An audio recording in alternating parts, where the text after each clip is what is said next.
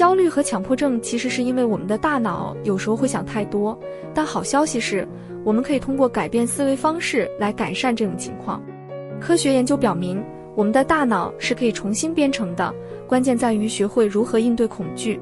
无论你现在经历的是突然的恐慌、身体不适、反复的负面想法，还是不停地检查某些事情，这些症状的根本原因都是恐惧。只要你学会改变对恐惧的反应，这些症状就会逐渐消失。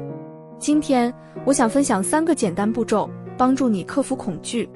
一旦掌握了这些步骤，你会发现恐惧感会逐渐减轻，直到完全消失。第一步，认识到恐惧是假警报。当你感到焦虑时，那种恐惧感其实是大脑编造出来的，并不是真实的威胁。恐惧本来是为了保护我们，让我们远离危险，但在焦虑的情况下，大脑会过度反应，把一些小事想象成灾难。所以，每次你感到恐惧时，无论大脑怎么告诉你危险来了，你都要提醒自己，这只是我的错觉，实际上并没有真正的威胁。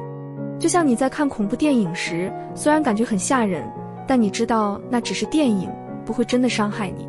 恐惧也是一样，它只是大脑的假警报。第二步，停止安全行为。当我们感到恐惧时，身体会进入战斗或逃跑模式，好像真的遇到了生死攸关的情况。这时，我们可能会采取一些安全行为来让自己感觉好一点，比如反复检查身体是否健康，或者试图消除那些让你害怕的声音。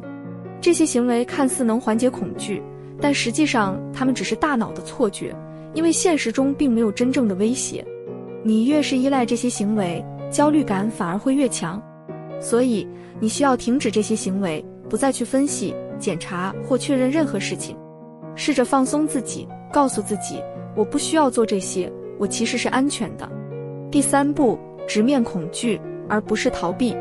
如果你想改变大脑的错误思维模式，就需要采取和过去完全相反的做法。如果大脑习惯了通过某些行为来缓解焦虑，那么现在你要故意停止这些行为，不再试图减轻那些不舒服的感觉。让恐惧来吧，因为你知道它不是真实的，它并不会伤害你。恐惧就像一只纸老虎，看起来吓人，但其实毫无威胁。